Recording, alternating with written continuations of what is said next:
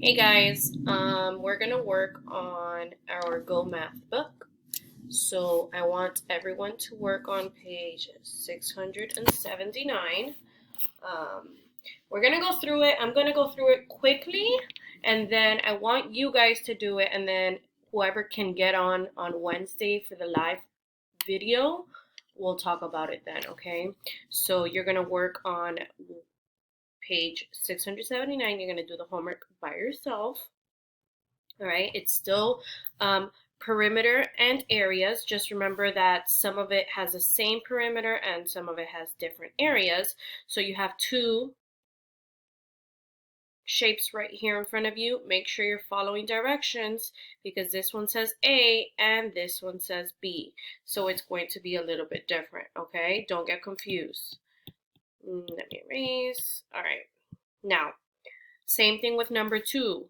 Find the perimeter and area of both A and then find the perimeter and area of B. Okay, be careful. Pay attention to which one you're supposed to be doing. Number 3, yes, I want you to solve it. Tara's and Jody's bedrooms are shaped like rectangles. So immediately, what should you be doing? Drawing a rectangle. Tara's bedroom is 9 feet long and 8 feet wide. 9 and 8. Jody's bedroom is 7 feet long and 10 feet wide. Whose bedroom has the greater area? So you need to find what's the area of the two sides and then explain why. Why are they different? Or whose is greater? To better answer that question. All right. 4, yes, I want you to do it. Draw 3 examples of rectangles that have the same perimeter but different areas. You have 2 examples, 1 and 2. Both of these have the same area, the same perimeter, but they have different areas.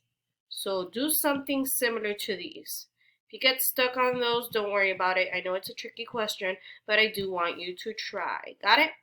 All right, on the next page. Okay, let's see. Maybe not. What? All right, let's click the TP.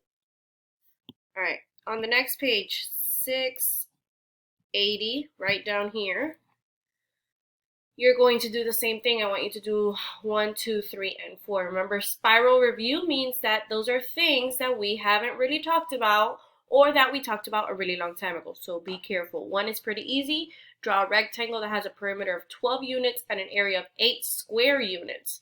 So be careful with that one. Okay, remember when you're doing perimeter, all right, when you're doing perimeter, it's not the entire square that you're counting, okay? That's not what perimeter is. For example, let's pretend this is my shape. My perimeter is each of the sides. I need to put a fence around this area so that Max and Penny do not get out. So you need to figure out what's my perimeter around, not what's inside. What's inside is the area, okay? That was just one clue. 2, find the perimeter and area. Tell which rectangle has a greater area. So you need to do A and you need to do B. And then you need to tell which one. Go ahead and circle. Since we are not in class together, go ahead and circle. If A has a bigger area, circle A. If it's B, circle B. That way we know. But yes, you need to fill that out. And then 3 and 4, Carrie covers a table with 8 rows of square tiles. There are 7 tiles in each row. What is the area that Carrie covers in square units? You need to draw. So I want to see a picture somewhere here, somewhere in the bottom, or on a separate sheet of paper. I sent you guys all separate sheets of paper. So you have paper to work on it, and you also have your math notebook. So you can put it in there too.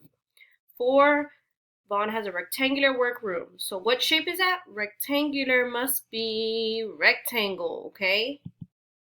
With a perimeter of 26, length of the workroom is 6 feet. What is the width? This is a tricky question. All right? Try this one out. I want to see who could do it. Do your best. You only have 2 pages to do. 680 and 679.